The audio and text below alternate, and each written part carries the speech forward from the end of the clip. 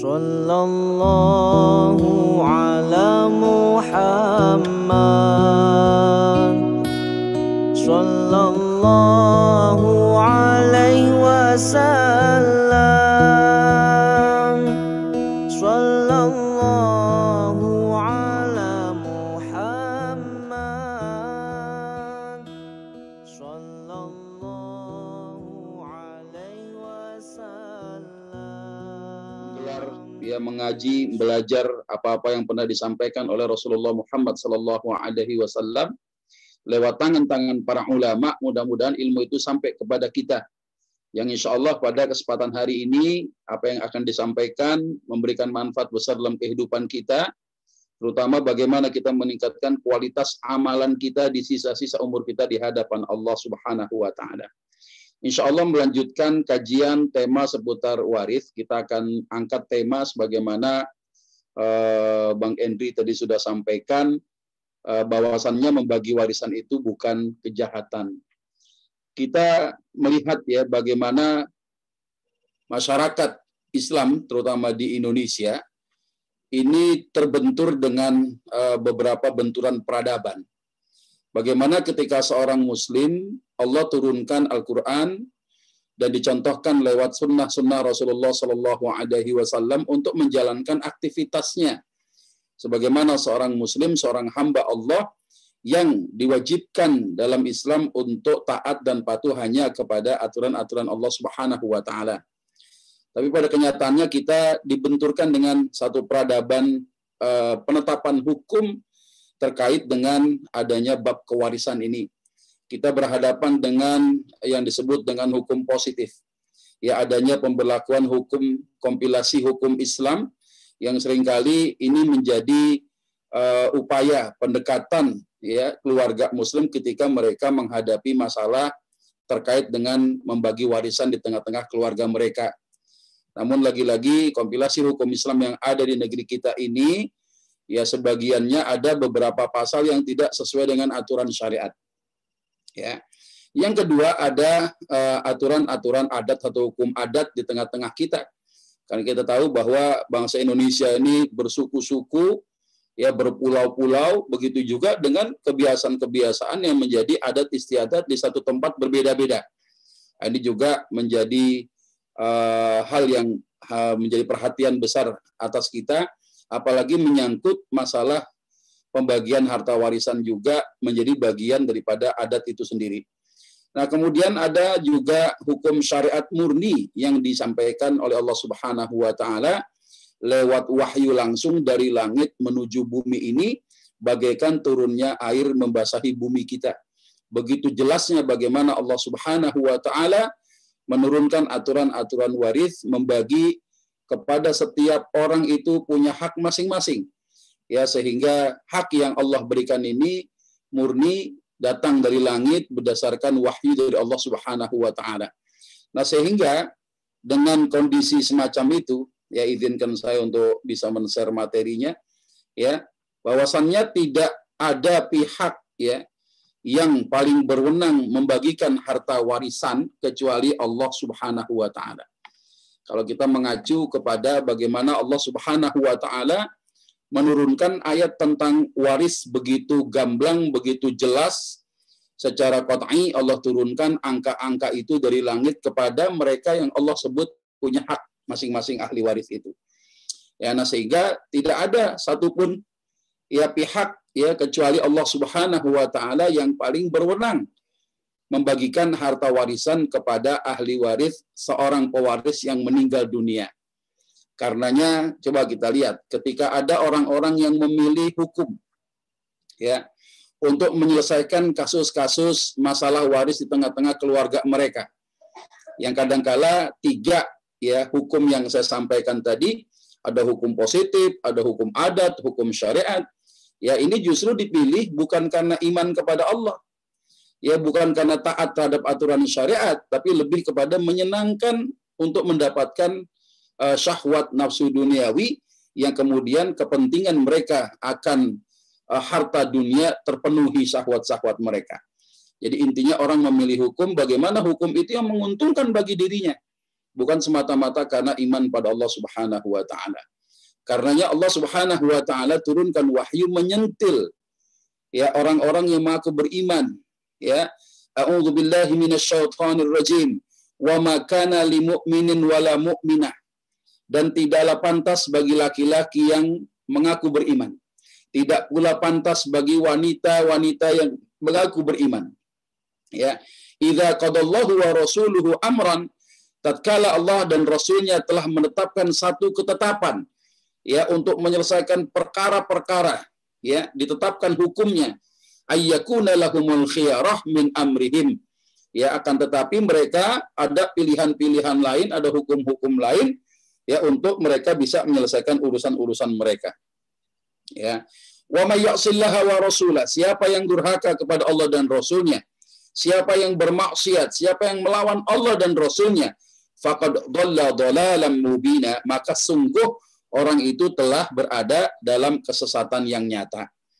Jadi ketika kita dihadapkan dengan berbagai macam benturan tadi, ya, maka tidak ada bargaining, tidak ada posisi tawar, kecuali ketika kita berhadapan dengan bagaimana perkara waris yang ada di dalam rumah tangga seorang muslim, kita wajib menerapkannya berdasarkan aturan-aturan Allah Subhanahu wa taala. Alasannya sih cuma satu, ya, pada saat seorang punya harta, ya, masih hidup dia, terserah itu orang yang hidup menggunakan hartanya untuk apa. Ya, tapi ketika seorang yang punya harta meninggal dunia, maka harta ini dianggap tak ada pemiliknya, nggak ada tuannya. Harta ini menjadi milik Allah, fahuwa malullahi azza wa jal, menjadi milik Allah Subhanahu wa taala, yu'tihi may yasha, maka Allah akan mengembalikan atau memberikan kepada siapa yang Allah kehendaki itu. Ya, bagi warisan bukan kejahatan, ya, tapi sebuah kebaikan, sebuah ibadah, karenanya ada surga di dalamnya. Pernah saya ditanya sama jamaah, ya Ustaz, kalau ada keluarga saleh dan salehah membagikan harta warisan sesuai dengan aturan syariat, apakah si mayit mendapatkan surga? Insya Allah. Ya, kiasnya apa? Ke orang yang hidup yang mengerjakan, orang yang mati bisa dapetin surga. Dua-duanya dapat surga. Yang hidup dapat surga, yang meninggal dunia mendapatkan surga dari Allah Subhanahu wa taala.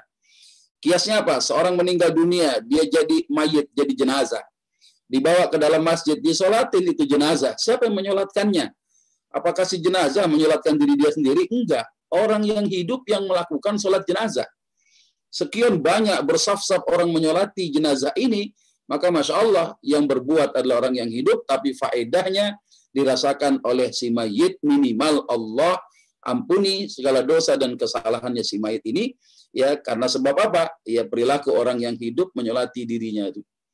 Jadi apalagi kita meninggalkan keluarga saleh dan salehah, yang kemudian ketika seorang meninggal dunia, anak istrinya, ya, ditinggal wafat suami, ditinggal ayah mereka meninggal dunia, membagikan harta warisan sesuai dengan aturan Allah, insya Allah, ya, malaikat Allah akan utus ke dalam kuburnya ayah kita, memberikan kabar gembira bahwasannya keluarganya sepeninggalnya telah membagikan harta warisan sesuai dengan aturan Allah Subhanahu wa taala, maka siap-siap mendapatkan surga seperti yang Allah janjikan pada dirimu. Ini Masya Allah.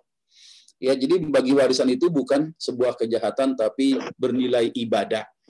Kapan warisan itu jadi kejahatan? Ya, pada saat ada beberapa ahli waris yang secara zalim memakan harta warisan saudaranya, menahan-nahan tidak dibagi, atau mereka menggugat sesuatu untuk mencari pembenaran, padahal sesuatu itu salah secara hukum syariat.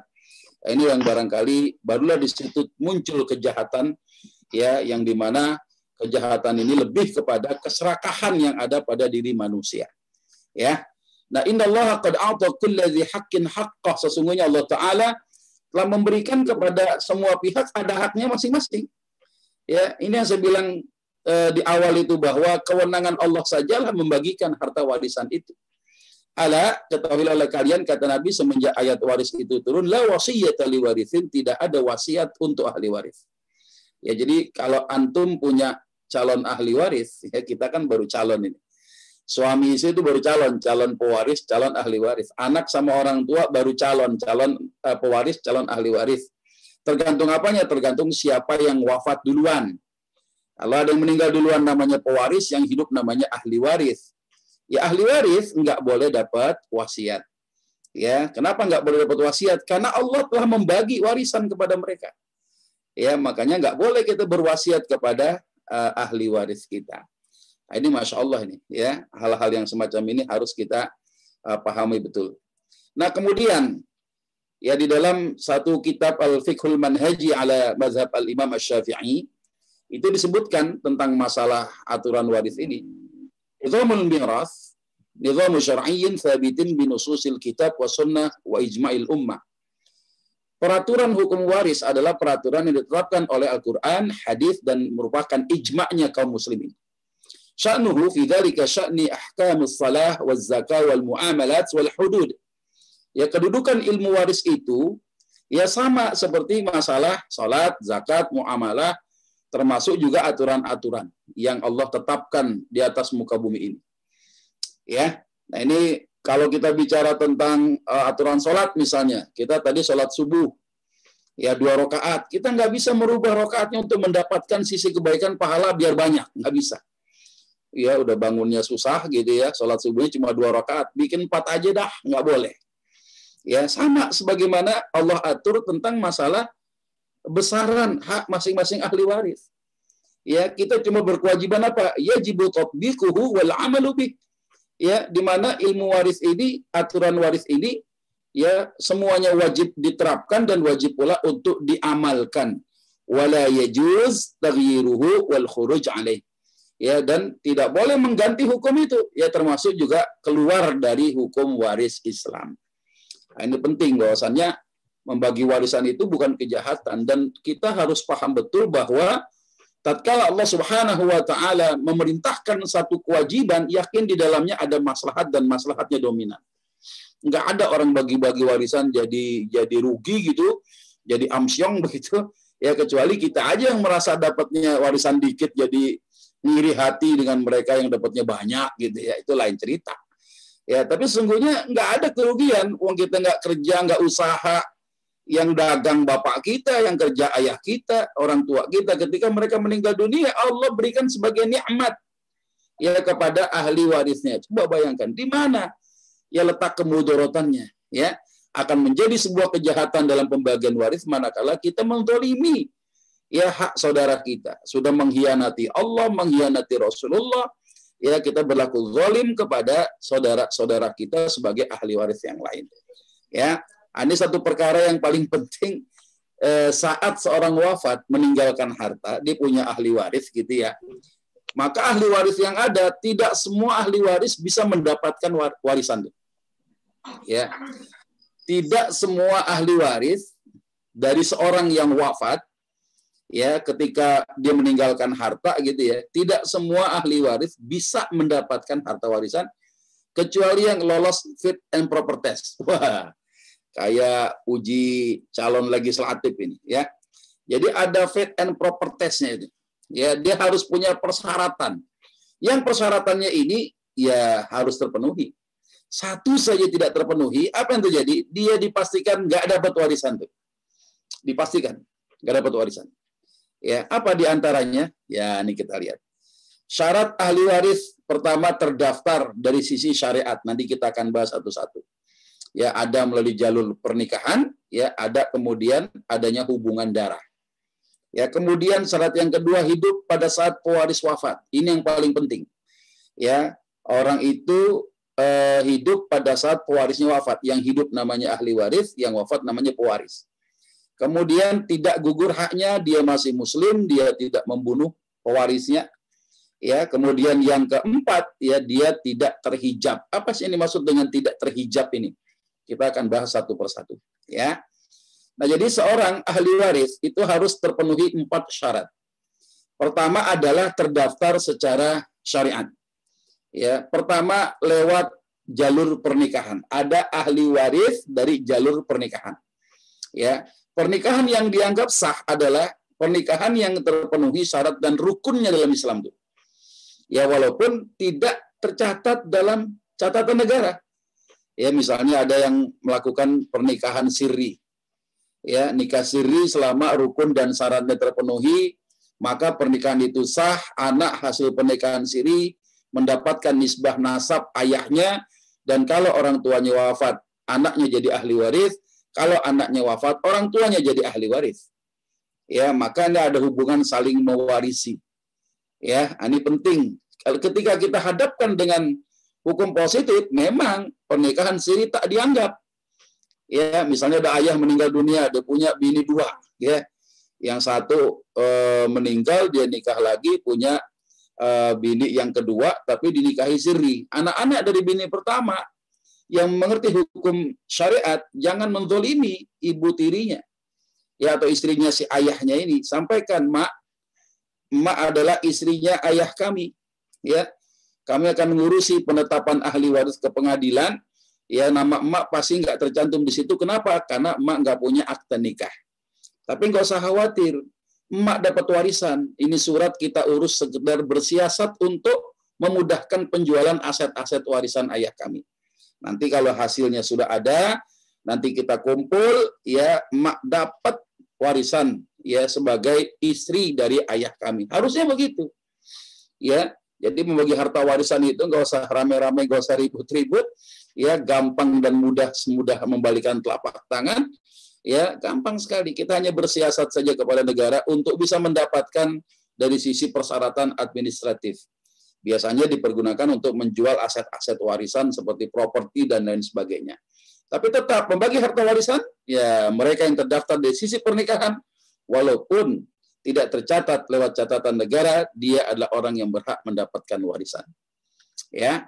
Nah, apa dalil yang menyatakan bahwa suami istri itu saling mewarisi? Surat An-Nisa ayat 12. Ya.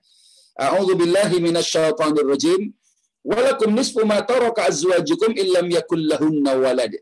Bagianmu suami adalah setengah dari harta yang ditinggalkan oleh istri-istrimu kalau istrimu meninggal tak punya anak.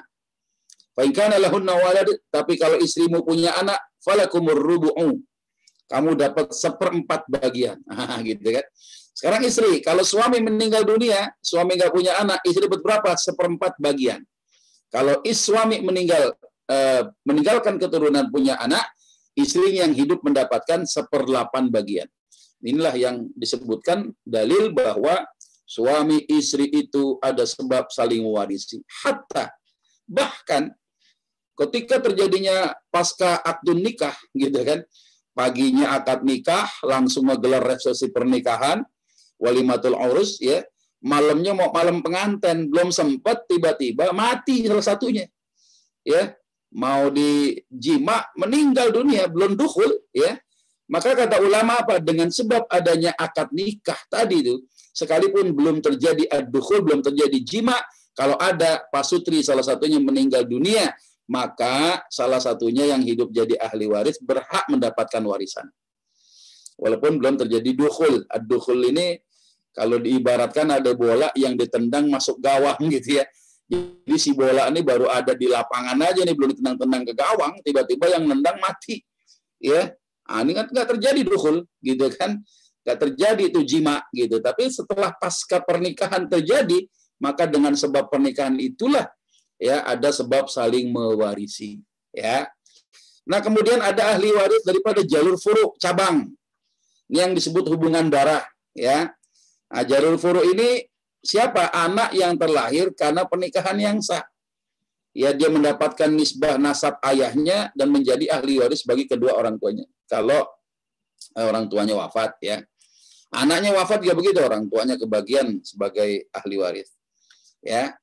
Bahkan anak yang terlahir karena perzinaan, ya, dia memang tidak dinisbatkan kepada laki-laki yang menghamili ibunya, tapi dia dinisbatkan menjadi nasab ibunya, namanya anak jaddah.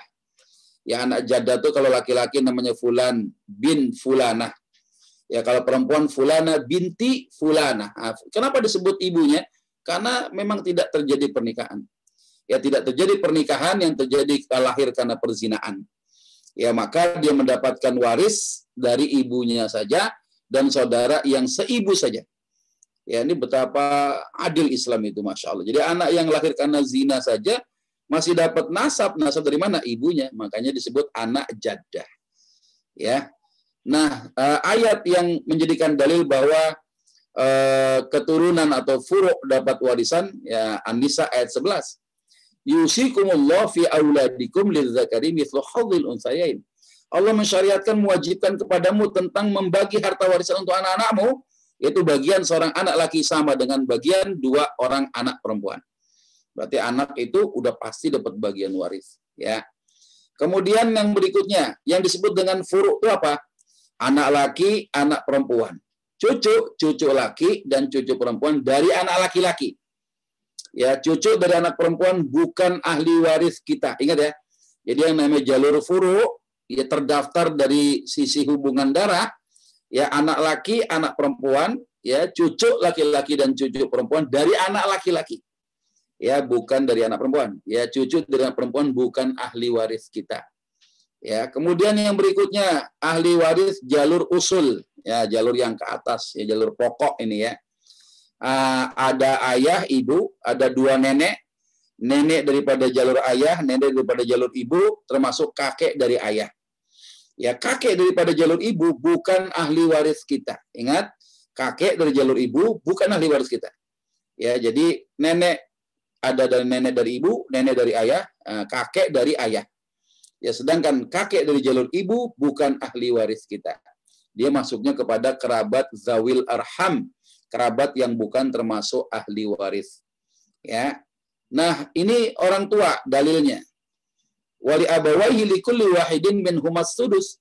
Untuk kedua ibu bapak bagian masing-masing 1/6 dari harta yang tinggalkan kalau yang wafat, ya, in kana lahu walad, kalau yang wafat dia punya anak.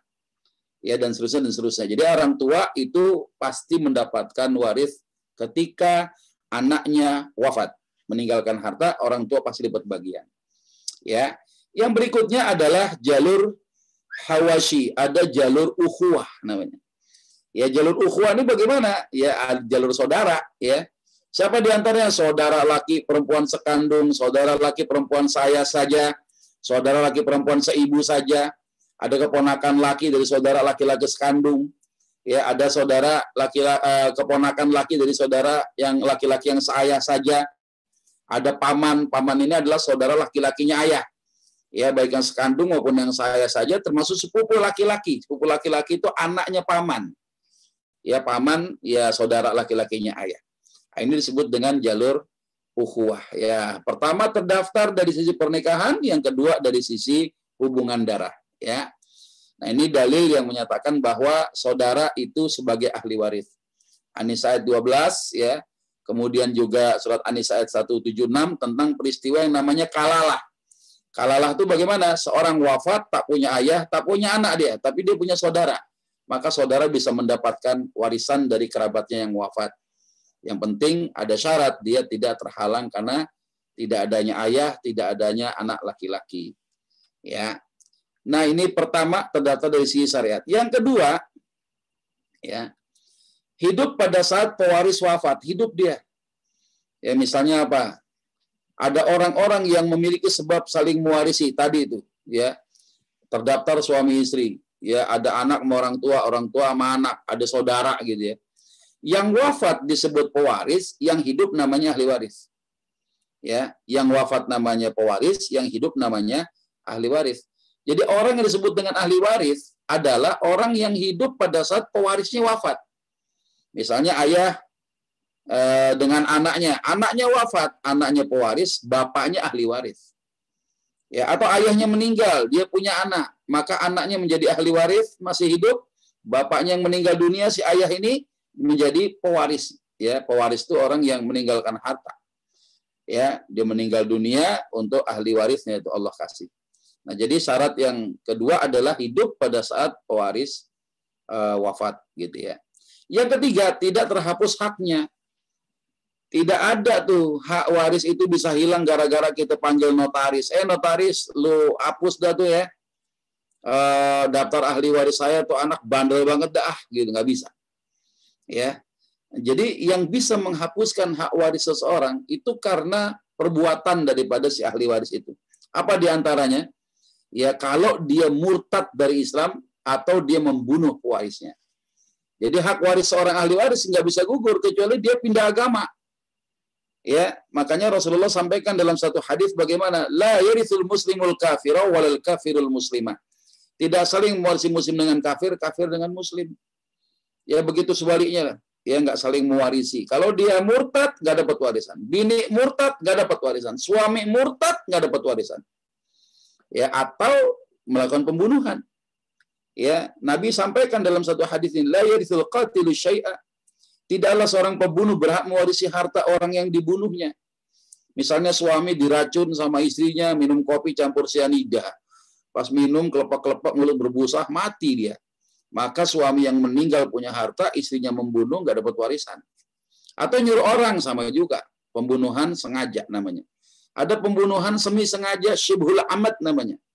Ya ketika ada calon pewaris dan calon ahli waris ini, dia nggak niat ngebunuh, tapi cuma niat nyakitin doang. Tapi ketika dipukul dengan benda yang bukan mafhum, dipahami bahwa benda itu bisa membunuh, tiba-tiba mati. Misalnya apa? Dilempar sama buah mangga, mengkel, tiba-tiba kena palanya. Mati dia. Ya, padahal buah mangga tak bisa membunuh kecuali mangganya satu kontainer. Ya, satu kontainer mangga dilemparin kok. Ya, orang tenggelam sama mangga aja bisa mati. Ya, saking banyaknya tuh mangga itu. Tapi kalau cuma satu, paling benjut-benjut doang palanya, tapi meninggal. Ya, kalau yang meninggal ini adalah orang yang menjadi sebab saling mewarisi, maka yang membunuh tadi dengan pasal semi sengaja gitu kan, dia terhapus dari daftar ahli waris. Termasuk qatlul khata', pembunuhan tersalah. Pembunuhan tersalah ini seperti orang tidak niat ngebunuh, nggak niat nyakitin, tapi karena kelalaiannya orang bisa hilang nyawanya. Ya, jadi suami kalau bawa mobil, bawa istri, bawa anak, kalau ngantuk jangan diterusin nyupir mobilnya. Ya, kita khawatir pas ngantuk-ngantuk tiba-tiba terjadi kecelakaan, anak bini meninggal. Kita suami masih hidup, maka suami yang hidup itu karena kelalaian bawa mobil ngantuk-ngantuk dihajar saja itu mobil, ya apa yang terjadi? Dia dianggap telah membunuh istri dan anak-anaknya. Dia wajib puasa 1 jiwa 2 bulan berturut-turut, ya. Kemudian wajib bayar diat 1 nyawa 1 jiwa yang hilang 100 unta. Kemudian ada sanksi tambahan, dia terhapus daripada daftar ahli warisnya itu. Coba itu. Ya, makanya hati-hati sekali kita. Ya. Jadi yang bisa menghapus hak waris seseorang kemurtadan termasuk dia membunuh pewarisnya. Ya, yang terakhir ini terakhir. Tidak terhijab. Apa sih yang maksud dengan tidak terhijab itu? Seorang ahli waris yang tadinya dia bisa dapetin warisan tapi jadi nggak dapet warisannya. Alasannya apa? Karena ada ahli waris yang secara garis kerabatan lebih dekat dengan si mayit. Ya, jadi bayangkan itu. Ya, ada ahli waris yang lebih dekat dengan si mayit, yang jauh pasti terhalangi. Siapa contohnya? Misalnya kita punya anak laki-laki. Ya, punya anak laki-laki, ya kebetulan si anak laki-laki ini ya masih hidup ketika kita wafat, ya. Nah, anak laki-laki ini akan menghalangi banyak orang tuh, Pak. Siapa di antaranya yang dihalangi sama anak laki-laki? Ya, coba kita lihat di sini. Ya. Seorang meninggal dunia ini pewaris, Pak. Ya, Bapak Ibu nih pewaris yang dia meninggal dunia, punya anak laki-laki masih hidup, ya. Anak laki-laki yang masih hidup ini, ya ketika seorang wafat dia punya anak laki masih hidup, dia menghalangi banyak orang. Siapa di antaranya? Pertama, saudaranya nggak dapat bagian. Saudara nggak dapat bagian waris, kemudian ponakannya nggak dapat, pamannya terhalang, sepupu nggak dapat, termasuk cucu tidak mendapatkan bagian waris. Jadi dari sekian banyak ahli waris, nggak semuanya dapat warisan. Ya, kecuali bagi ahli waris yang telah memenuhi persyaratan sebagaimana 4 syarat yang ulama tetapkan itu sendiri. Terdaftar dari sisi syariat, hidup pada saat pewaris wafat, kemudian dia tidak terhapus haknya, tidak terhapus hak warisnya, betul? Ya, dia masih muslim, dia tidak murtad, tidak membunuh pewarisnya. Yang keempat, tidak terhijab hak warisnya. Nah, ini penting, kalau satu saja nggak terpenuhi, dijamin dia nggak dapat warisan. Ya, jadi orang memandang bahwa bagi warisan itu sebuah kejahatan, tidak menjadi sebuah kejahatan. Ini kebaikan, ini ibadah yang bisa mendatangkan surga dari Allah Subhanahu wa taala. Wallahu a'lam bishawab. Begitu Bang Andri sebagai host kita pada kesempatan hari ini. Kalau ada pertanyaan, monggo silakan dipandu oleh beliau, insyaallah.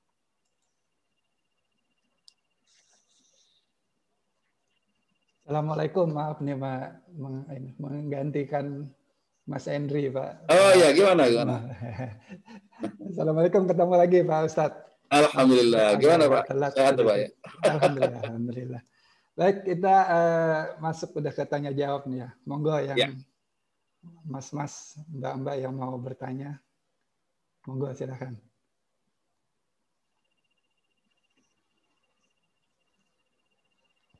Kayaknya belum ada nih.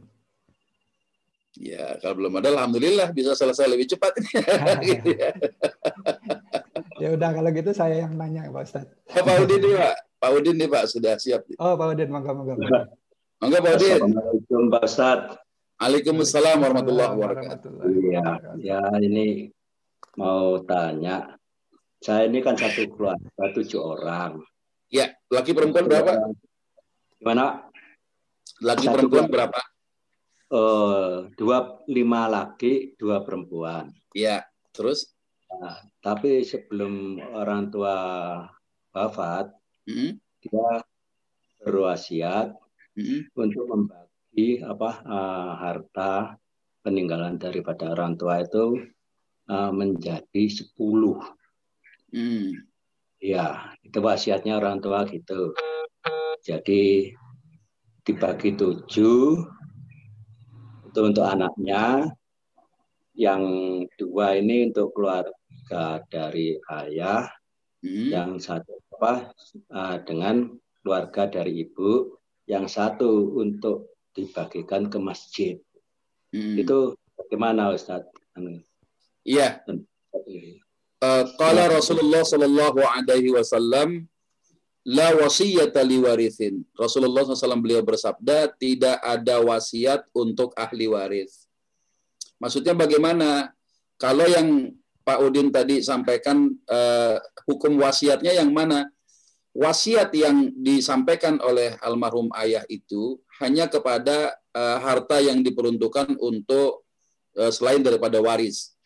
Misalnya untuk sumbangan sumbangan masjid ya. Ya, untuk sumbangan masjid ya. Nah, itu namanya wasiat. Boleh, karena masjid itu milik kaum muslimin itu ya orang lain gitu ya. Dia bukan ahli waris gitu. Maka boleh saja orang berwasiat, dia kalau punya harta, nak, kalau ayahmu wafat, nanti sisihkan 1/3 daripada hartaku untuk pembangunan masjid di kampung kita. Nah, itu boleh terima wasiat. Kenapa? Karena ahli warisnya itu dia bukan termasuk ahli waris. Kaum muslimin itu kan pemilik masjid-masjid wakaf itu. Nah, sehingga itu boleh menerima wasiat yang jumlahnya maksimal 1/3. Tapi untuk urusan ahli waris gitu kan, pesan-pesan si ayah untuk membagi 7 anaknya, maksudnya kalau dibagi rata begitu, ini kan bermasalah. Ya, membagi rata 7 anak, tadi komposisinya 5 anak laki apa ya? Iya. 5 anak laki, 2 anak perempuan, itu kan harusnya pembagiannya ada 12 bagian. Ya, 5 anak laki kali 2 bagian sama dengan 10. Ya, kemudian 2 anak perempuan ya 2 bagian jadi 12. Ya, saham untuk anak tuh 12. Tiap anak laki-laki dapat 2/12. Ya, kali warisan, ya, sementara tiap anak perempuan dapat 1/12 kali warisan ditinggalkan oleh orang tua. Nah, cuma masalahnya orang tua juga pesan juga tadi, nanti bagi 10, ya 7-nya buat anak gitu kan, yang 1-nya buat ke masjid, yang 1 lagi buat saudara istri, kemudian yang 1 lagi buat saudara suami. Ya, padahal saudara-saudara suami itu, ya dia termasuk ahli waris yang tidak boleh dapat wasiat tadi. Bahkan secara hitung-hitungan dia termasuk ahli waris yang tidak mendapatkan warisan. Gara-gara apa? Karena si ayah masih punya anak laki-laki, Pak Udin. Ya, jadi kalau ada seorang meninggal dunia berwasiat semacam itu, yang sah wasiatnya hanya harta yang harus dikeluarkan ke masjid. Itu wasiatnya yang boleh kita tunaikan, dan itu menjadi pahala kebaikan untuk si mayit. Tapi memberikan wasiat kepada kerabat-kerabatnya istri, kerabat-kerabatnya si suami, dalam bentuk wasiat itu hukumnya haram. Kenapa? Karena saudaranya suami atau saudaranya ayah atau saudaranya ibu termasuk ahli waris yang tidak boleh dapat wasiat. Kalau mau hibah harusnya semenjak hidup dihibahkan, Pak.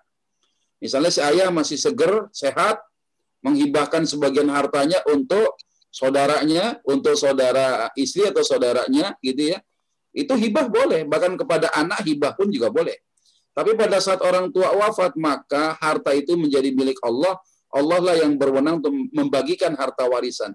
Dan warisan, kalau seandainya seorang meninggal dunia, dia punya 7 anak, 5 laki, kemudian 2 anak perempuan, istrinya mungkin sudah wafat, nggak punya orang tua lagi, itu si ayah, maka ahli warisnya hanya dari sisi jalur furu saja, Pak, jalur anak saja. Nah, bagaimana cara baginya tadi? Lidzakari mithlu hadzil unsayain. 1 laki-laki jatahnya 2 kali bagian perempuan. 5 anak laki kali 2, 10 bagian. 2 anak perempuan 2 bagian. Maka 10 tambah 2, 12 sahamnya. Maka tiap anak laki dapat 2/12 kali total warisan. Kemudian tiap anak perempuan 1/12 kali total warisan. Nah, itu yang harus dilaksanakan. Jadi ada sisi wasiat untuk yang ke masjid, untuk warisan itu untuk anak yang 7 ini. Sementara saudara-saudara ahli waris memang, tapi dia tidak memenuhi syarat yang keempat. Kenapa? Dia terhalang karena sebab adanya Pak Udin yang masih hidup, gitu ya, sebagai anak laki-laki misalnya daripada seorang ayah. Jadi Pak Udin dan saudara-saudaranya begitu, ada 5 anak laki-laki, 1 saja, Pak, itu bisa menghalangi banyak orang, termasuk saudaranya si ayah, nggak dapat warisan. Ya, jadi itu yang saya bilang tadi, tidak semua ahli waris bisa mendapatkan warisan, kecuali mereka yang memenuhi persyaratannya. Ya, salah satunya itu syarat yang terakhir itu paling mantap juga, dia harusnya tidak terhalang, tapi terhalang karena keberadaan anak laki-laki, maka nggak dapat warisan. Cuma begini, ketika warisan dibagi, udah masing-masing pegang fisiknya, ingat pesan ayah menjaga kerahiman untuk bagi saudara-saudara, boleh saja tuh. Ya, dari harta yang sudah diterima oleh ahli waris, musyawarah gitu. Gimana nih ayah biar kerahimannya tetap jalan gitu kan. Sebagaimana juga paman bibi ini juga bagian daripada keluarga kita juga. Ya, kita bagi dah, coba kita mau nyumbang sarang berapa nih? Kita kasih kerahiman aja boleh. Ya, tapi dibagi berdasarkan wasiatnya tidak sah, dibagi berdasarkan hukum waris tidak termasuk yang mendapatkan warisan. Tapi kalau keluarga ahli waris ini kemudian mendapatkan bagiannya dari sebagian yang diterima dari Allah sebagai warisan itu, diberikan secara kerahiman untuk saudaranya ayah, saudaranya ibu, boleh saja. Itu sedekah, Pak. Ya, yang mudah-mudahan pahalanya bisa kita jadikan sebagai pahala kebaikan sedekah untuk almarhumah orang tua. Wallahu a'lam bishawab. Gitu kira-kira Pak Udin, mudah-mudahan bisa dipahami insyaallah. Ya, terima kasih Pak Ustadz. Ya, sama-sama Pak. Monggo, yang lain masih ada? Kalau belum ada, mungkin saya bisa ini Pak Ustadz menanyakan, apakah setelah ahli waris, pewaris meninggal, ya, apakah langsung dibagikan itu harta warisan ya. Itu? Itu aja. Yang pertama. Yang kedua, kan kadang-kadang suami dan istri bekerja, Pak Ustadz. Iya. Hartanya tuh tercampur gitu, Pak Ustadz. Iya. Nah, bagaimana ini? Tadi kan ini seolah-olah hanya harta suami gitu, atau gimana gitu, Pak Ustadz? Iya. Terima kasih, Pak Ustadz. Saya jawab pertanyaan yang nomor 2 dulu ini, menarik ini. Iya, Jadi ada suami istri bekerja gitu ya, menghasilkan uang lah atas pekerjaan mereka. Kemudian bagaimana status hartanya? Ini kan kadang-kala begini, suami istri bekerja, tapi yang banyak mengeluarkan harta itu bisa suami, karena punya kewajiban nafkah ya. Artinya sekalipun istri bekerja, toh rumah itu punya suami. Sekalipun istri bekerja, kadang-kala uangnya juga nggak dipakai untuk kebutuhan lain, kecuali kebutuhan dirinya sendiri. Disimpan di rekeningnya sendiri, dia nggak perlu join income, masuk satu rekening penghasilannya digabung, nggak, masing-masing punya rekening sendiri. Nah, sehingga untuk menentukan harta ini punya siapa, tinggal lihat bagaimana riwayat kepemilikannya. Bisa saja istri kerja, tapi tidak selamanya mudah-mudahan gara-gara dia kerja, tahu-tahu rumah yang ada jadi milik dia gitu. Orang diajak beli aja kagak kok. Maksud diajak beli itu maksud gini, dia nggak punya saham apa-apa di rumah itu. Yang beli punya suami, uangnya uang suami. Gitu ya. Istri itu hanya punya hak untuk tinggal di tempat suami. Kecuali suami memberikan rumah itu kepada istrinya dalam bentuk hibah. Ya, jadi bekerjanya suami istri itu tidak jaminan harta jadi nyampur. Kecuali dari penghasilan yang didapat itu dia membeli sesuatu, menghasilkan. Misalnya istri kerja punya gaji, suami kerja punya gaji, beli tanah dengan gaji berdua tadi, maka berlakulah harta mustarokah namanya. Jadi harta mustarokah itu harta dengan saham kepemilikan berdua. Ya, maka kalau ada seorang yang meninggal dunia, baik suami ataupun istri, atau istrilah taruh, maka yang dijadikan waris itu adalah harta yang memang milik istri. Baik itu milik pribadi, ya punya sendiri, maupun dengan cara mustarokah tadi.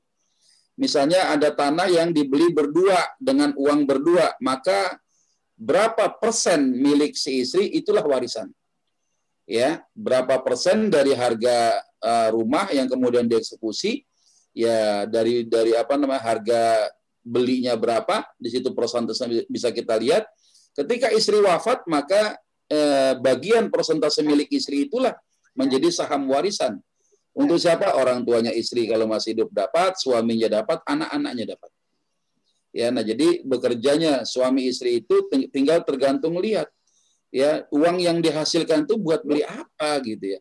Kadang-kala istri sih kerja juga gitu, tapi nggak ngaruh-ngaruh amat sama benda-benda harta-harta yang ada di rumah karena suaminya pun juga punya harta banyak. Itu kadang-kala suka begitu, Pak.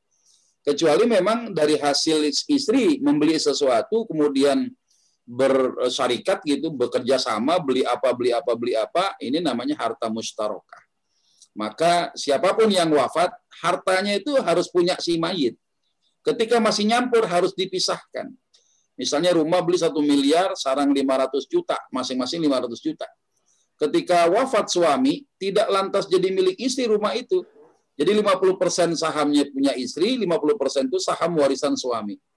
Jadi nggak dilihat apakah hanya suami saja yang wafat jadi warisan, termasuk istri yang wafat kalau punya harta itu jadi waris, gitu Pak. Jadi tadi contoh doang tuh, ayahnya wafat, Pak Udin tadi cerita ayah gitu ya. Nah, ini kalau si ibu yang wafat punya harta, ya suaminya jadi ahli waris, anak-anaknya jadi ahli waris. Kalau masih punya orang tuanya ahli waris. Ya. Nah, yang pertanyaan pertama, kapan sih warisan itu harus dibagi? Kata ulama, asra ahsan, lebih cepat lebih baik. Ya. Saya seringkali diminta untuk menengahi masalah waris di tengah-tengah keluarganya kaum muslimin, ya. Nah, ini yang barangkali pemahaman mereka kalau diburu-buruin seakan-akan mau dijual aja itu rumah. Padahal enggak, kita bermusyawarah untuk menentukan berapa sih saham waris yang Allah tetapkan dalam Al-Quran kepada keluarga mereka. Perkara ada rumah yang belum dibagi dulu, kita kontrakin aja deh, boleh. Ya, atau ibunya izin, nah ibu mau izin tinggal di sini anak ya. Oh, ahli waris setuju, iya nggak apa-apa Bu, pakai saja nggak apa-apa. Ya, tapi dengan catatan hasil daripada musyawarah harus dituangkan dalam surat menyurat. Ya, kalau saya biasa menengahi masalah waris ini, saya keluarkan berita acaranya. Ya, kesepakatannya apa, asetnya bagaimana bagian saham masing-masing, ahli warisnya siapa saja, bagi mereka yang melanggar, melakukan tindakan melawan hukum, ada konsekuensinya. Saya keluarkan surat berita acara itu. Nah, sehingga yang sunnah bagaimana? Asra asan, lebih cepat lebih baik. Ya, orang itu meninggal pagi, ba'da zuhur selesai disalatkan di masjid, ba'da lasar selesai dikuburkan, maka nanti malam bicara masalah warisannya boleh. Karena kita dengan menghitung warisan si mayit, kita jadi tahu ini mayit punya utang apa enggak sih sebenarnya gitu. Ini warisan udah nggak pernah diajak omong, kita nggak pernah tahu ayah atau ibu kita punya hutang dengan orang lain, kita juga nggak tahu gitu kan. Atau misalnya ada harta yang diperebutkan padahal masih proses cicilan gitu. Mobil direbutin jadi warisan gitu kan, udah pada masing-masing baper-bapernya hati itu kan, wah pengen ngomong. Tapi ternyata itu mobil bukan barang sempurna. yang harus dijadikan harta warisan. Alasannya apa? Belum lunas tuh cicilan mobilnya. Ya, jadi rumah yang dalam proses kredit belum lunas pelunasan cicilannya itu bukan harta warisan, tuh belum jadi warisan. Ya, hartanya nggak sempurna gitu, masih nyampur dengan milik orang lain. Jadi gitu Pak ya. Jadi lebih cepat, lebih baik sunnahnya begitu. Dan adapun terjadi penundaan secara syariat bisa diterima, itu boleh. Misalnya kalau rumah nunggu pembeli gitu kan. Atau selama nunggu pembeli kita kontrakin aja dulu dah gitu. Ya, biar ada yang kontrak, ada hasilnya. Hasil kontrakannya dibagi berdasarkan saham waris yang udah ditentukan. Ya, jadi itu penting karena kalau nggak dibicarakan nanti yang meninggal kemudian siapa lagi kita nggak tahu. Kadang-kala kan anak so tahu tuh, wah nggak enak masih ada ibu saya mau bagi warisan. Ya, bapak sudah meninggal lama, udah belasan tahun, cuma mau ngomong warisan nggak enak, nunggu ibu menyusul ayah aja dah, katanya kan begitu kan. Padahal belum tentu yang meninggal itu ibunya duluan ketimbang anak setelahnya. Taunya anak yang ngomong meninggal dunia duluan lagi. Ya, ada lagi meninggal lagi berikut. Ibunya masih hidup sampai sekarang. Ya, walhasil apa? Mantu mau minta sama mertua, takut warisan suaminya karena masih ada haknya di situ. Anak-anak yatimnya meminta ke neneknya juga, ngeri juga gitu kan. Pada akhirnya harta anak yatim jadi terabaikan, ya.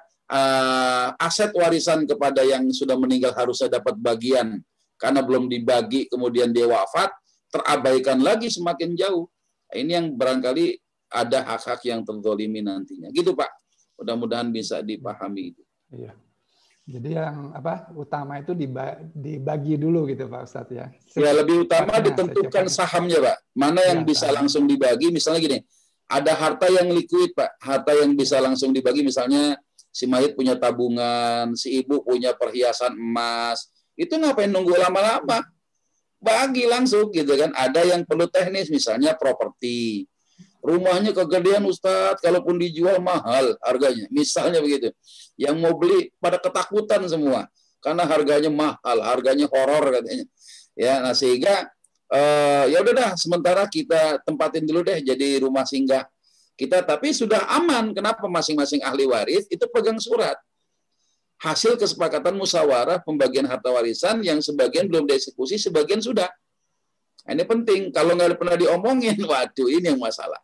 Ya minimal kalau ada surat tadi, si mantu bisa ngomong sama ibu mertuanya, ibu, suami saya sudah wafat, dia punya hak atas harta ayah mertua. Ini gimana nih? Saya punya anak-anak yatim, butuh nafkah, saya minta hak suami saya dikeluarkan. Nah, kalau ada surat itu kan enak.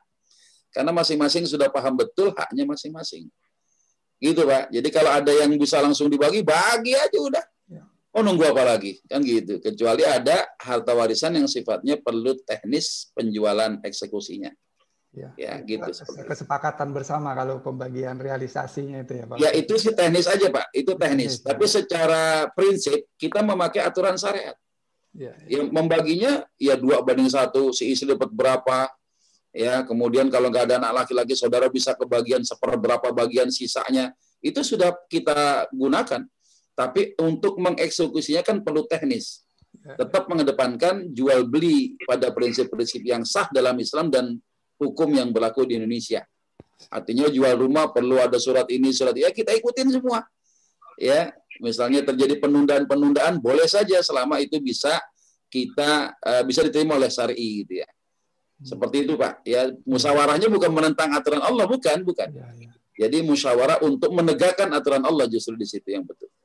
Ya. Artinya setelah saham masing-masing itu dipegang, artinya dia punya hak berapa. Walaupun artinya ternyata setelah dia menerima belum dibagi tapi sudah dapat hak tadi, ternyata meninggal juga gitu. Nah, turunan dari yang meninggal ini tentunya tetap sudah mempunyai hak juga. Iya, betul Pak. Jadi minimal gini, misalnya saya lah punya bagian waris ya, belum dibagi nih. Ya. Semua ahli waris sudah tahu betul bagian saya berapa, saudara saya berapa. Tiba-tiba saya wafat. Ya, itu nggak menghilangkan hak waris saya. Kenapa? Saya memenuhi persyaratan. Saya dianggap hidup pada saat pewaris saya wafat.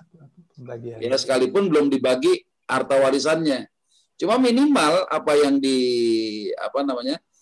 yang dituangkan dalam surat itu, istri saya, anak-anak saya itu bisa mengetahui bahwa saya ini punya saham kepemilikan berupa waris yang belum dibagi, dan itu menjadi warisan juga untuk anak istri saya. Kalau saya punya anak laki-laki, selesai udah urusannya. Istri saya dapat, anak laki dan anak perempuan saya memakan sisa setelah dikurangi bagian istri saya. Ini penting Pak, adanya surat menyurat. Ya. Terima kasih, Pak. Bu Vera kayaknya mau menanyakan sesuatu, Bu Vera. Ini ada pertanyaan lewat ini, chatbox ya. Nah, coba dibacakan ini. Ini dia nih. Dari Ratih Malang ini. Ya. Assalamualaikum, izin tanya Pak Ustadz. Ya. Kalau janda menikah sama duda, sama-sama bawa anak. Nah, si janda tidak kerja, apakah anak-anak si janda menjadi ahli waris si duda karena jalur pernikahan? Ya, jadi yang disebut dengan jalur pernikahan itu hanya suami istri saja. Ya, anak bawaan itu anak tiri. Anak tiri tidak saling mewarisi dengan orang tua tirinya. Misalnya nih, seorang laki-laki nikahin janda anaknya 3. Buy one get 3. Wah, buy one get 3. Beli 1 dapat hadiah 3 gitu kan. Karena dia buntut tuh 3 si janda ini anaknya. Nah, kalau si laki-laki ini menjadi suami seorang janda yang punya anak 3, dia wafat, anak si janda dari suami yang lama nggak dapat warisan. Dari suami dari ayah tiri mereka. Atau ayah tiri juga menghadapi anak tiri yang anak si janda ini meninggal dunia, maka dia bukan ayahnya. Ya, ayah tiri dan anak tiri bukan ahli waris. Ya, ibu tiri dengan anak tirinya bukan ahli waris. Tapi kalau ibunya yang wafat, anaknya si ibu ini dapat, gitu kan? Walaupun dari hasil pernikahan suami yang lama, ya suami yang pertamanya. Jadi intinya orang tua tiri dengan anak tiri tidak saling mewarisi. Tapi kalau ada pernikahan janda dengan duda menghasilkan anak, gitu kan? Menghasilkan anak, maka anak hasil pernikahan ini mewarisi keduanya. Ya, ayahnya dapat, ibunya dapat. Kenapa? Ya anaknya hasil pernikahan itu. Ya misalnya duda bawa anak 2, janda punya anak 2 hasil pernikahan tambah 1 lagi. Ya, anak laki-laki hasil pernikahan. Maka si duda jadi punya anak 3, si janda punya anak 3 juga. Ya. 2 dari suami yang lama, 1 dari suami yang kedua. Yang suami 2 dari bini yang pertama, 1 dari bini yang kedua. Ya, ketika si suami itu meninggal dunia, maka yang dapat warisan siapa? Si istri yang dinikahi tadi, ya, 2 anak dari istri yang pertama ditambah 1 anak dari pernikahan istri yang kedua. Tapi anaknya si istrinya yang 2 dari suami yang lama itu bukan ahli warisnya. Nah, jadi hubungan sebab pernikahan bisa menjadi sebab mewarisi hanya terbatas kepada suami dan istri saja. Bukan ke mertua, gitu kan? Bukan ke menantu, gitu, nggak ada hubungannya. Mertua menantu nggak saling mewarisi. Saudara ipar bukan ahli waris. Ya, itu jadi sebab pernikahan itu hanya ya kepada pasangan suami istri saja. Gitu kira-kira Bu Ratih. Ya, mudah-mudahan bisa dipahami. Ya, jadi kalau anak dari istrinya yang baru yang bawa anak tadi itu tetap karena dari hubungan darah ya Pak Ustadz ya. Iya, karena kan anaknya dia gitu ya. Ya. Anaknya si Bayu misalnya. Yang 2 nggak dapat, yang anaknya langsung hubungan darah dapat berarti ya. Iya, artinya gini, si istri meninggal misalnya ya. Dia punya anak bawaan dari suami yang lama, ya dia dapat warisan dari ibunya. Gitu kan, dari ibunya, sekalipun dia dapat anak dari suami yang pertama, gitu. Tapi kalau suaminya yang wafat, suami yang baru yang wafat, anak bawaan si janda dari suami yang lama ya nggak dapat bagian, namanya anak tiri, gitu kan. Atau si duda bawa anak juga nih. Nah, duda meninggal, anaknya si duda dari istri yang pertama dapat warisan. Ya sama, tapi dia kepada istrinya si ayahnya itu menjadi tiri kan. Ya, ibu tiri dan anak tiri nggak dapat warisan. Tapi kalau hasil pernikahannya muncul anaknya itu menjadi anak nasabiah. Ya, anak nasab akibat pernikahan dari bini yang keduanya. Wallahu a'lam bishawab. Ya, ada lagi yang lain? Rodian, mau tanya dong Pak Rodian. Ya, silakan Bu. Ya. Assalamualaikum Pak Ustadz. Waalaikumsalam. Silakan. Ini Pak Ustadz, ini saya punya ibu udah almarhum. Jadi ada rumah kontrakan ya, ada beberapa rumah kontrakan yang memang kami bertiga nih Pak Ustadz, 1 laki-laki, 2 perempuan. Iya. Jadi rumah-rumah kontrakan itu disepakati untuk tidak dijual dulu. Ya. Nah, tapi ibu waktu meninggal, sebelum meninggal udah berpesan bahwa hasil kontrakan-kontrakan itu disedekahkan untuk masjid atau untuk apa aja. Nah, itu kan dikeluarkan tadi kata Pak Ustadz sepertiga ya Pak Ustadz. Sepertiga dari hasil kontrakan gitu kan Pak Ustadz. Ya, terus. Nah, jadi kami yang ini nih anak-anak membagi itu setiap tahun atau bagaimana tuh Pak Ustadz tentang masalah pesan ibu ya? Ya, ibu berpesan seperti itu, rumah kontrakan yang ini disedekahkan, tapi kan tidak menyebutkan sepertiganya segininya tidak sebutkan. Nah, kami ini bagaimana nih Pak Ustadz? Baik. Sekarang pertanyaan saya tolong dijawab. Ya. Mau sampai kapan dikontrakin? Oh, belum ada kesepakatan Pak Ustadz dengan. Ya, itu satu ya. Yang kedua, kalau itu pesan ibu dari hasil kontrakan, berarti harta warisan berupa rumah nggak boleh dijual dong. Maksudnya yang ya, kalau misalnya ibu pesan dari hasil kontrakan, berarti kan dikontrakin terus, nggak pernah bisa dijual dong kalau gitu. Nah, itu kan masalah. Jadi begini, ya, tidak wajib ahli waris itu memenuhi tuntutan pesan daripada almarhumah ibunya. Alasannya apa? Yang dihitung sebagai warisan itu kan pokol hartanya itu. Jadi gini deh intinya, seorang ahli waris mendapatkan harta yang pindah nggak cuma hartanya, tapi hak kepemilikannya juga. Ya, jadi ahli waris mendapatkan harta berupa rumah-rumah tadi, itu mau dijual, mau digunain sendiri, mau disewakan, terserah ahli waris. Ya, jadi kalau pesan ibu misalnya, nah ada rumah 10, satu rumah, itu jangan kau jual, itu tanah akan ibu wakafkan untuk kepentingan umat, biarin aja lah disewain hasilnya, dibagi kepada fakir miskin. Itu namanya wasiat. Tapi kalau rumah-rumah yang ada, semua ada, anggaplah semua jadi kontrakan semua, tiba-tiba si ibu berwasiat untuk mengeluarkan hasil dari kontrakannya, pertanyaannya mau sampai kapan? Kalau ahli waris mau ngejual jadi nggak boleh dong karena pesan ibu dikontrakin. Ya, padahal nggak begitu, gitu ya. Jadi kita lihat dari sisi kewajibannya dulu deh. Seorang yang meninggal dunia ketika meninggalkan harta, maka harta itu menjadi milik Allah.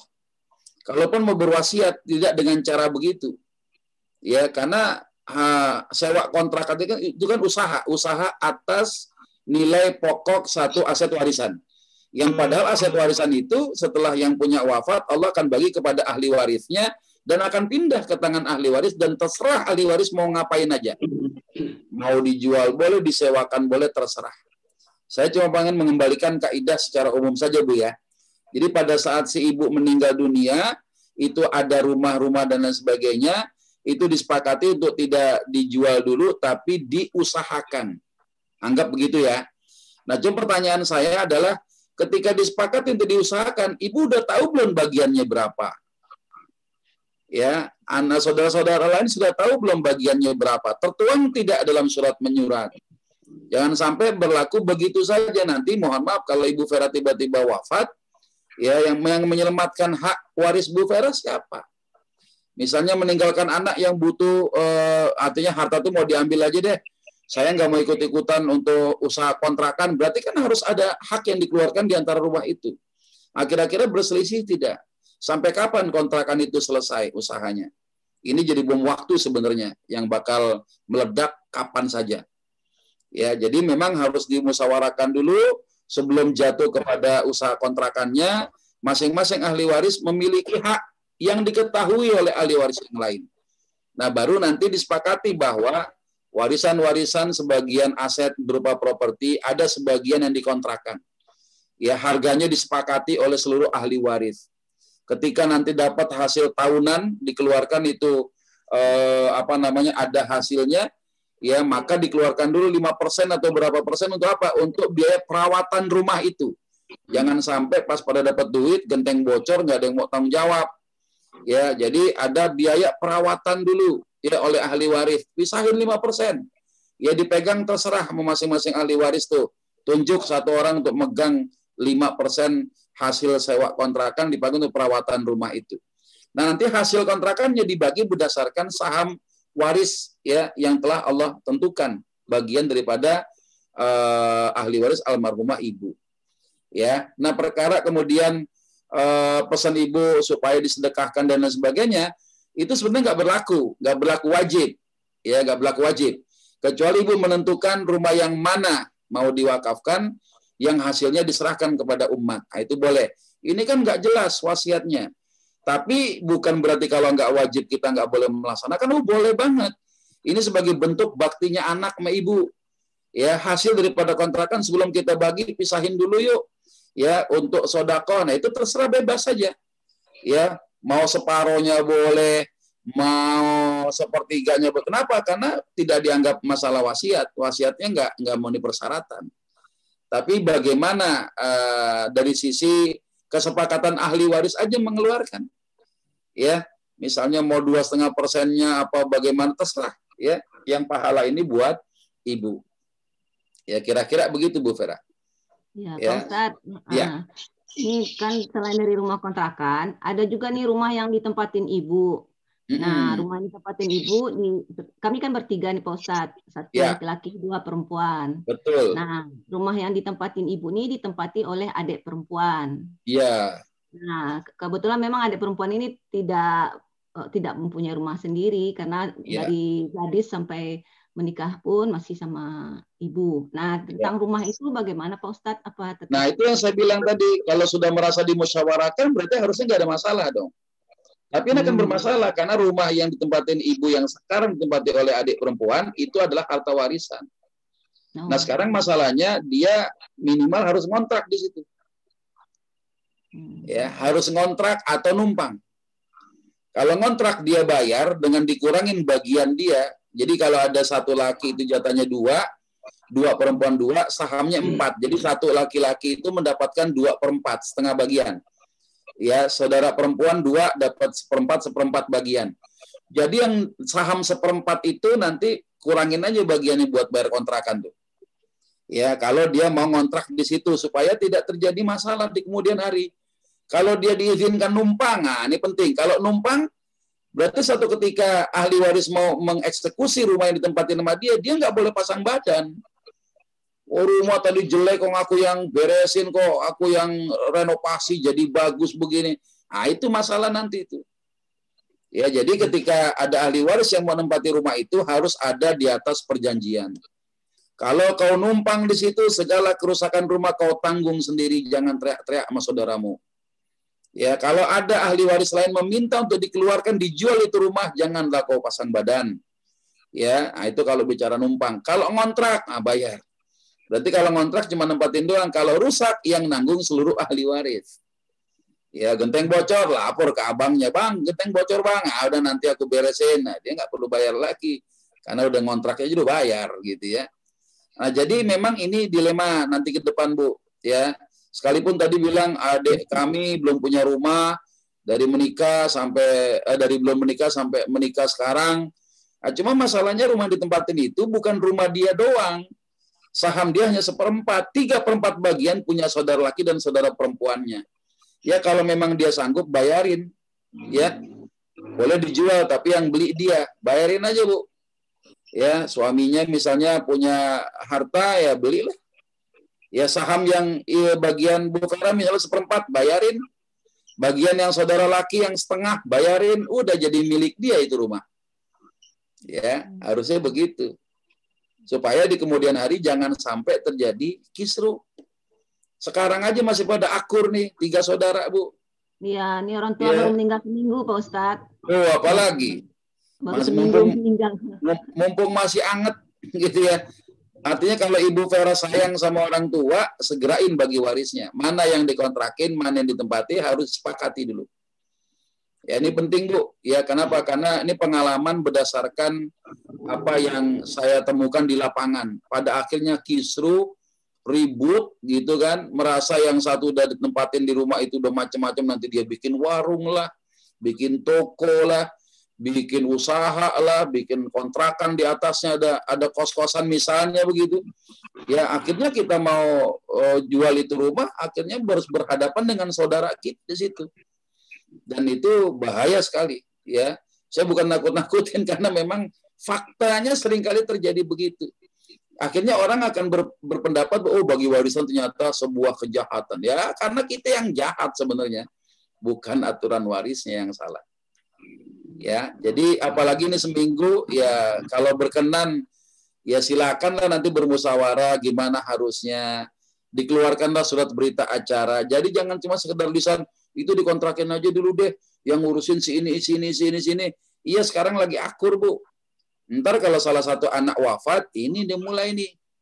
Ya, udah mulai nanti. Ya, bagaimana bagian yang meninggal dunia nantinya. Jadi penting untuk diputuskan, musyawarahkan dulu berapa bagian besaran warisnya itu, aset-aset mana saja. Ibu punya perhiasan, mungkin perhiasan harus dibagi. Ya, ibu barangkali punya tabungan, tabungannya juga harus dibagi kepada anak-anaknya. Ini kan penting tuh, ya, membagi harta warisan ketika kita tahu berapa nilai warisannya. Ya kalau nggak dimusyawarahkan, ini khawatir jadi bom waktu. Gitu Bu Vera.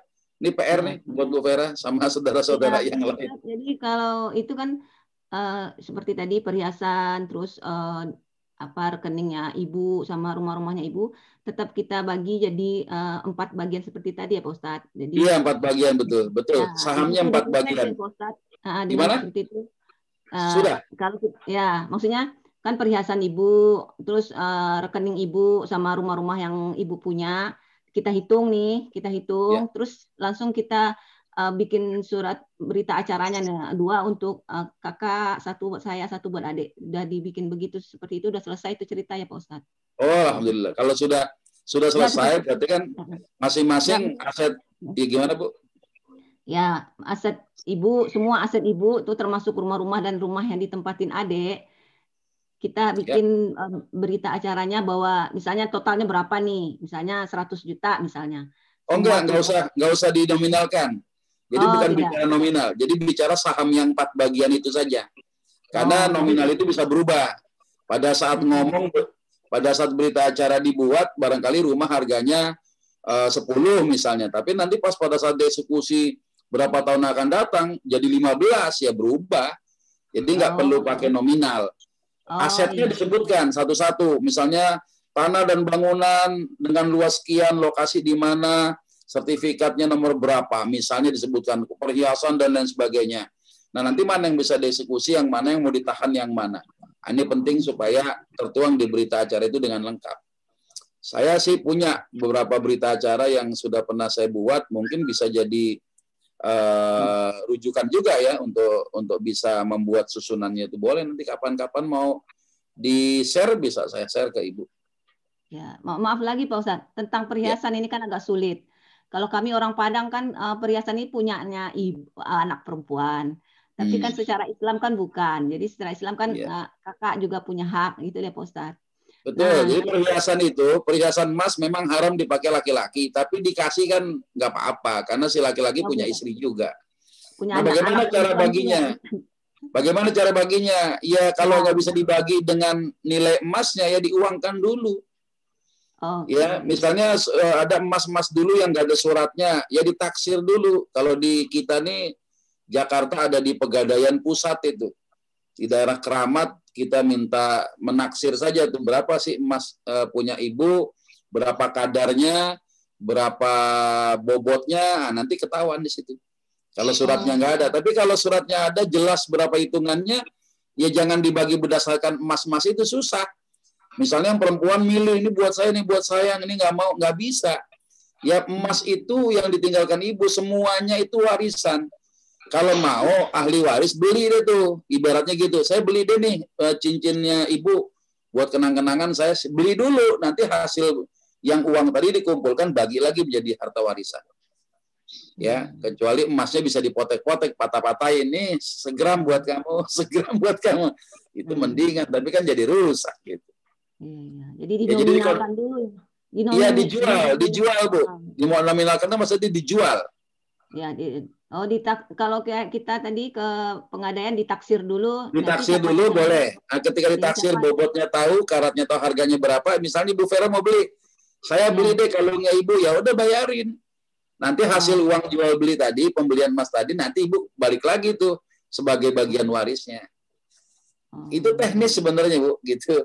Misalnya kalau emas itu anaknya mau beli, beli dulu, nah nanti uangnya dikumpulin, nah itulah warisan, bagi lagi warisan. Itu yang dibagi 4 tadi ya Pak Ustadz?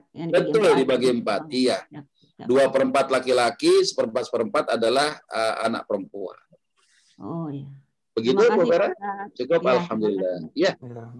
Pak Ustadz, mau tanya dulu, Pak Ustadz punya waktunya gimana sampai jam berapa? Ini ada beberapa lagi pertanyaan ternyata dari saya kebetulan nanti jam 8 ada Zoom lagi di Dinas Pemadam Kebakaran di Pemprov DKI, Pak. Jadi gitu. Sebelum jam 8 ya?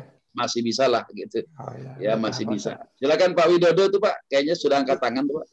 Ya. Ini ya bentar, ini yang ada yang lewat chat dulu Pak Ustadz. Ada, di chat ya, silakan ya. Karena kan antum hostnya ya, maaf. Silakan. Ya.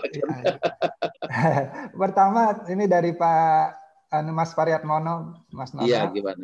Mohon izin bertanya Pak Ustadz, seorang suami membeli rumah, tapi rumah itu di atas namakan istrinya. Nah, apakah rumah ini menjadi warisan istri atau tetap menjadi warisan suami? Terima kasih Pak Ustadz. Itu satu. Tergantung kepada sighahnya si suami ya. Maksudnya sighah itu ada nggak sih ijab qabul hibah? Ya misalnya kan suami-suami kadang begitu ya, dia suka menamakan istri itu ya. Jadi surat menyurat pada aset kepemilikan itu tidak selalu menandakan bahwa dia pemiliknya. Tidak selalu ya, tidak selalu. Misalnya suami yang beli atas nama istri, cuma minjem doang namanya, kemungkinan begitu. Tapi karena barangkali suami istri masih hidup, gitu kan, si suami beli rumah, tapi sertifikatnya atas nama istri, istrinya harus tanya sekarang, Bang, itu rumah yang abang beli, itu atas nama saya, bagaimana itu punya saya bukan? Oh enggak Neng, itu abang cuma pinjem nama lo doang, ya udah, ya berarti bukan punya istri itu. Tapi kalau saya bilang, ya udah itu punya kamu kok, orang aku beliin untuk kamu dan ini sertifikat ya atas namamu, punya kamu, ya sudah berarti sudah jadi milik istrinya dengan adanya sighah hibah tadi. Ya ada dihibahkan dari dari suami ya kepada si istri ini ya, sehingga berpindahlah harta suami kepada istrinya lewat jalur hibah. Ya. Ini penting Pak, makanya jangan terlalu lebay jadi suami. Beli mobil nama bini, beli rumah tanah nama bininya. Nanti ketika antum wafat keder semua gitu kan, bini juga bingung. Perasaan suami sih emang namain nama saya, cuma perasaan ngasih juga kagak pernah gitu. Karena kaidah yang paling umum apa? Suami berkewajiban ngasih sandang pangan, tapi tidak wajib belikan rumah Pak.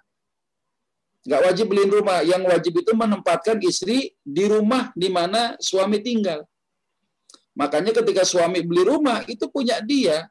Ketika menamakan istri, pertanyaannya apakah suami menghibahkannya atau tidak?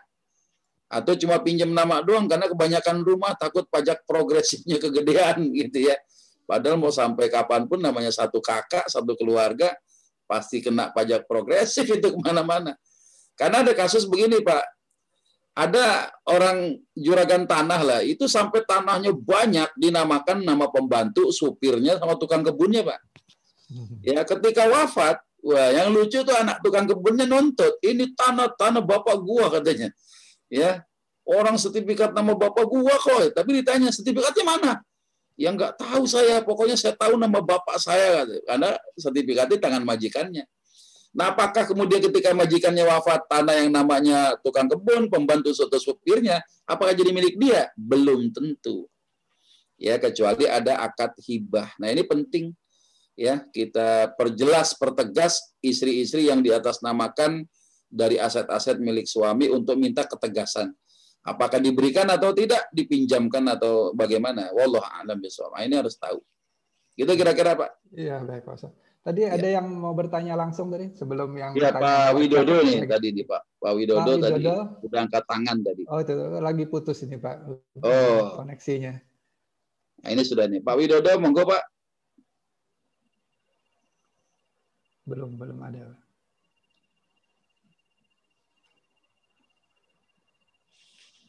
Ya sambil menunggu kita ini ya Pak, masuk ada chat lagi nih Pak dari Bu Nana Batu Malang Pak. Silakan. Panjang pertanyaannya. Nggak apa-apa. Ya. Jika ada orang tua yang punya 3 anak dan orang tua itu sudah meninggal. Beberapa waktu kemudian salah satu anak mengatakan pada 2 anak yang lain bahwa ibunya punya hutang pada anak tersebut sehingga rumah menjadi miliknya. Dan ibunya katanya masih ada hutang dan kedua saudaranya disuruh bayar hutang itu kepada anak tersebut. Di bawah tangan dan kedua anak tidak tahu. Oh, jadi hutangan tadi di bawah tangan. Jadi anak yang 2 tidak tahu jika ibunya punya hutang pada anaknya. Nah, kedua anak tersebut harus bagaimana karena kurang mampu. Itu yang pertama, nih sama-sama dari Mbak Nana juga ini. Ini lanjutannya. Salah satu anak yang lain memutuskan bahwa anak tersebut tidak bisa nuntut anak yang lain untuk bayar hutang ortu yang sudah meninggal karena tidak tahu ortunya punya hutang di bawah tangan.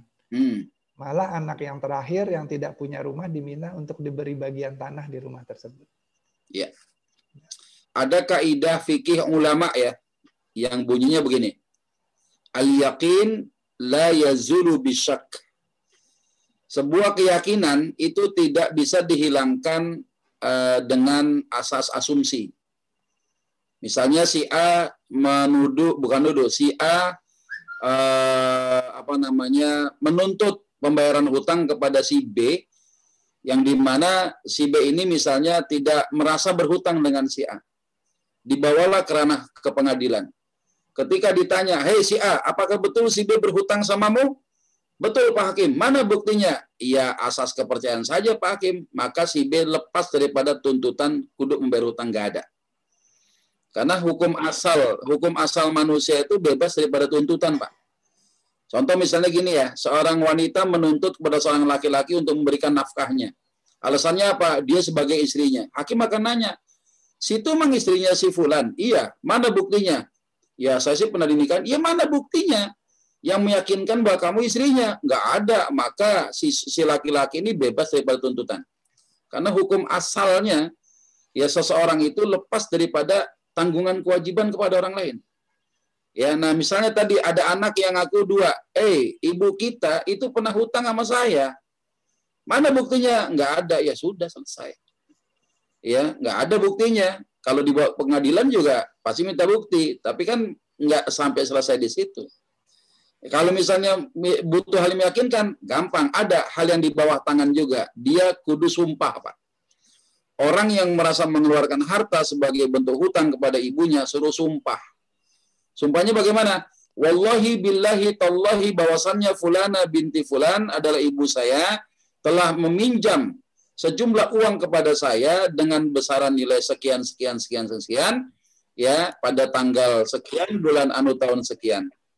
Kalau seandainya dalam ucapan saya ini mengandung unsur kedustaan, saya siap beserta istri saya, beserta anak saya, siap dilaknat oleh Allah. Nah, itu kalau sudah mengucapkan itu bayar.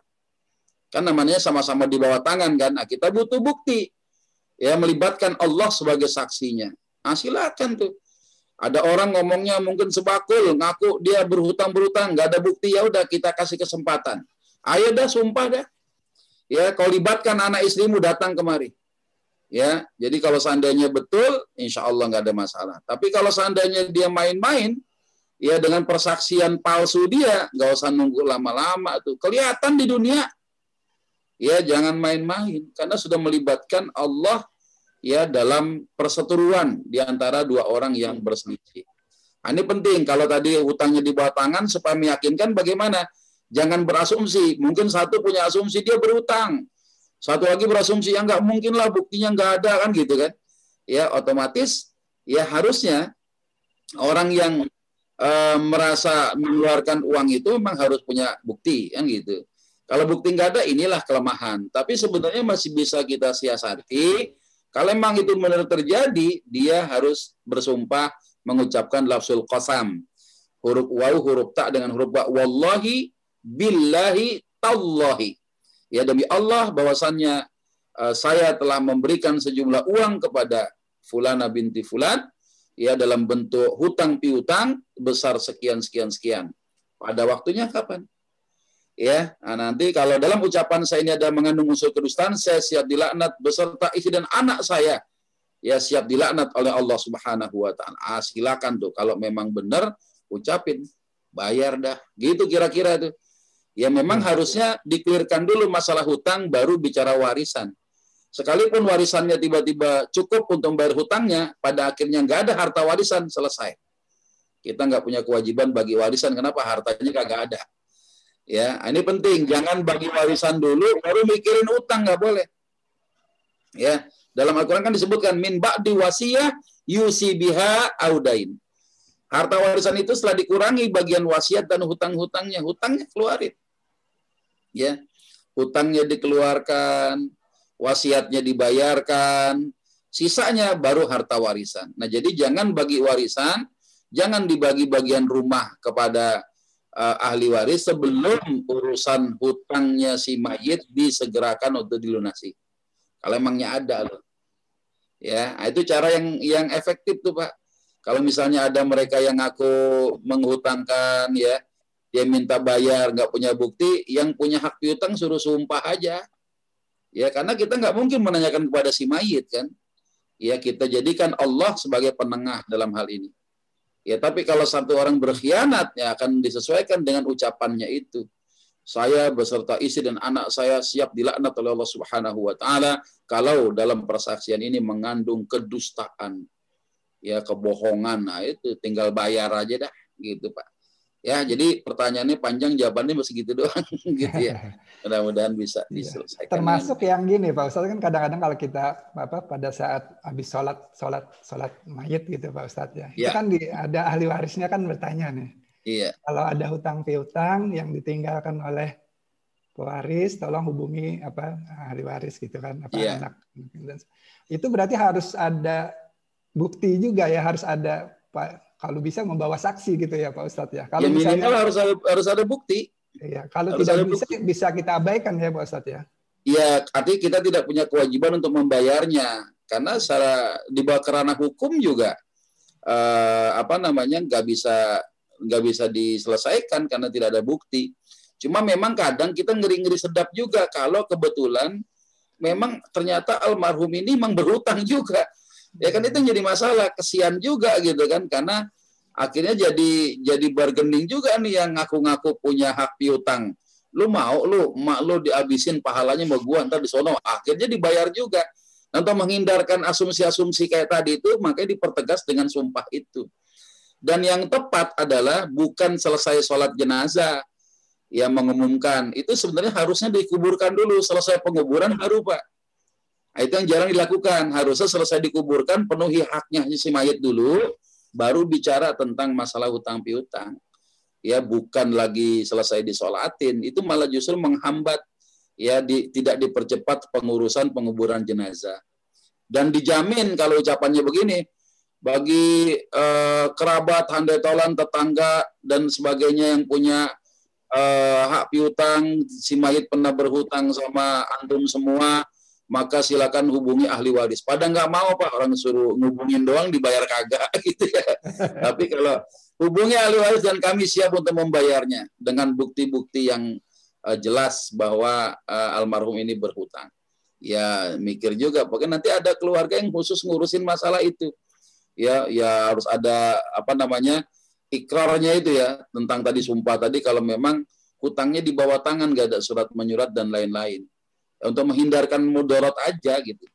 Ya minimal orang tuh nggak bohong atau kita tidak berdosa karena tidak membayarkan hutang si mayit gitu. Karena kewajiban membayar hutang si mayit itu pakai hartanya Pak.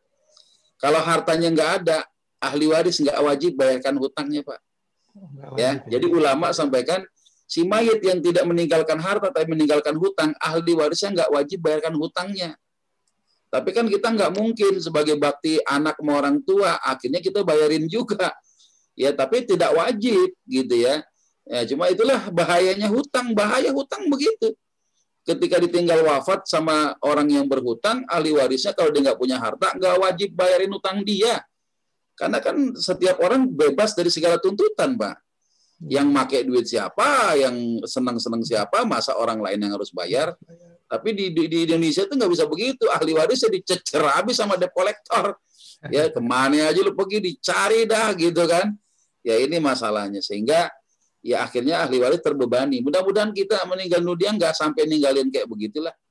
Ya, artinya sudah meninggal tak punya harta, meninggalkan hutang, bikin kesel ahli waris, kesian juga. Ya boro-boro kita bisa ngarepin doanya orang dia disusahin mah kita itu. Ya mudah-mudahan lah kita punya amal banyak, hartanya cukup ya sehingga nggak meninggalkan hutang yang menjadi beban ahli waris. Gitu Pak, kira-kira? Ya tadi Mas Widodo ya tadi ya. Iya Pak Widodo tadi udah angkat tangan tapi masih rupanya ada kesempatan. Silakan Pak Widodo.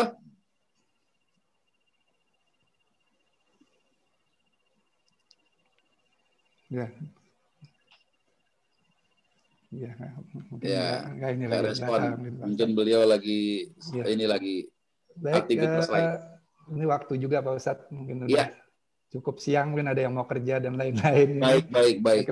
Nah ini tadi ada yang usul, wah mantap nih Pak Ustadznya katanya. Kita lain kali kita minta lagi gitu. Insya Allah. Masih panjang ceritanya nih. Ya. Kita tutup dengan doa kafaratul majlis.